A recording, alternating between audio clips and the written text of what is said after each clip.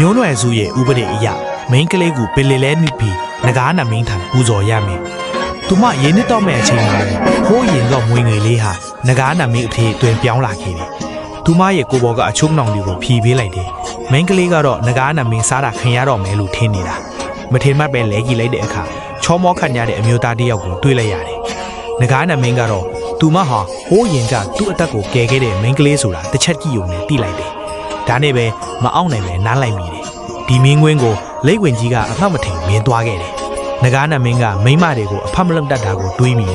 ဒီမင်းကလေးဟာနောက်တစ်ချိန်မှာနဂါးမိဖုရားဖက်လာမယ်လို့အပိုင်တွက်လိုက်တယ်။တညက်ကအတူချီပြီးနောက်မိန်းကလေးကိုဂွန်ဒရက်တစ်ခုပေးဖို့တော့နဂါးနမင်းဟာနန်းတော်ပြန်ပြီးခန်းခန်းနာလက်ထပ်ဖို့ပြင်ဆင်တော့တယ်။ဒီဘက်မှာတော့မိန်းကလေးကိုလည်းနဂါးနမင်းကတကိုးနဲ့လူဘီကိုပြန်ပို့ပေးလိုက်တယ်။ဖခင်ထက်သူကသူမခိုးပြန်လာတာကိုမြင်တော့အတော်လေးထိတ်လန့်သွားတယ်။နဂါးနမင်းကိုစော်ကားမိလို့ဘေးဒုက္ခရောက်တော့မယ်လို့ထင်နေတာ။ဒါနဲ့ပဲဒေါသတကြီးနဲ့မိန်းကလေးကိုပင်လယ်ထဲတန်ရဲချဖို့လှုပ်တုံးမှာလိတ်ဝင်ကြီးကအချိန်မီပေါ်လာခဲ့တယ်။လိတ်ဝင်ကြီးရဲ့ကိုကထွက်နေတဲ့ရွှေရောင်အလင်းတွေကိုမြင်တော့နမင်းကြီးပါလား။ရုပ်မာတဲ့ဖခင်ကနမင်းကြီးကိုချက်ချင်းဒူးထောက်ဦးချတော့တယ်။မိန်းကလေးကပါလိုက်ပြီးဒူးထောက်တော့မယ်အချိန်မှာလိတ်ဝင်ကြီးကလန့်သွားပြီးချက်ချင်းတားလိုက်တယ်။နဂါးမိဖုရားကြီးကသာကျွန်ုပ်ကိုဒူးထောက်နေကျွန်ုပ်တော့ကောင်းကင်ဘုံရဲ့အဖြစ်ပေးတာခံရတော့မှာပဲ။လိတ်ဝင်ကြီးကအထူးတလာလာရတာဟာမိန်းကလေးရဲ့မိသားစုကိုမျက်နှာလိုမျက်နှာရဖို့လဲနဂါးမိဖုရားလောင်းနဲ့ယဉ်နီးမှုယူဖို့ပဲဖြစ်တယ်။ပြီးတော့သူတို့ရဲ့စန္ဒ၃ခုကိုဖြည့်ဆည်းပေးမယ်လို့ပြောလိုက်တယ်။လိုဘကြီးတဲ့ဖခင်ကဒီလိုသတင်းကောင်းကြားတော့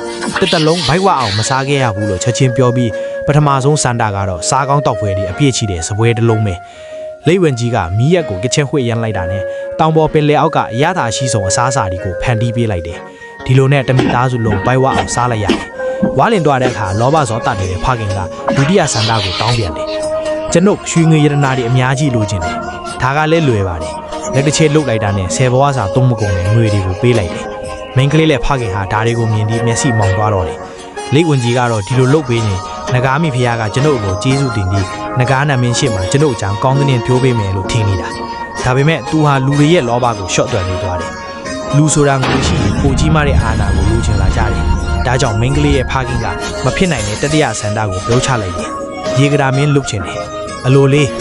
ရှင်မာနော်ရှောက်ပြီးယူနေစမ်းပါတော့နဲ့။အဖေတော်တင်ပြီလေးဒီလိုလုပ်ရင်ဘေးပြန်တင်းလိမ့်မယ်။နည်းနည်းတော့လွန်နေပေမဲ့လိတ်ဝင်ကြီးကငကားမိဖုရားကိုမျက်နှာလှုပ်ဖို့အတွက်လူဘီမှာသူ့ရဲ့နောက်ဆုံးတကိုးကိုထုတ်ပြတယ်။အရှင်လူကြီးတတ်တော်ရရှိပါလား။ငါရေကရာထစ်ပြီ။ငါတကယ်ကြီးရေကရာထစ်သွားပြီ။ဒီလိုနဲ့ဘာမှအထုံးမကြတဲ့ဖခင်ကရေကရာထစ်သွားခဲ့တယ်။ဒါပေမဲ့ဝင်ကြီးကတော့သူဟာကြီးလေးတဲ့အပစ်ကိုကျူးလွန်တော့မယ်ဆိုတာမသိလိုက်ရဘူး။ဘာလို့လဲဆိုတော့ယောက်ျားဆိုတာငွေရှိရဖောက်ပြန်တတ်လို့ပဲ။အာနာနဲ့ငွေရှိလာတာနဲ့မိန်းမလာနေကြားထဲမှာဖျော်ပါနေတော့တယ်။ရှင်းရတဲ့ဆွေမျိုးတွေကိုတော့နန်းတွင်းမှာအရာရှိကြီးတွေခန့်ပစ်လိုက်တယ်။ဒါပေမဲ့သူ့ရဲ့ဇနီးရင်းနဲ့သမီးရင်းအလက်ရောက်တော့ဖခင်ဖြစ်သူကမောင်းထုတ်လိုက်ပါတော့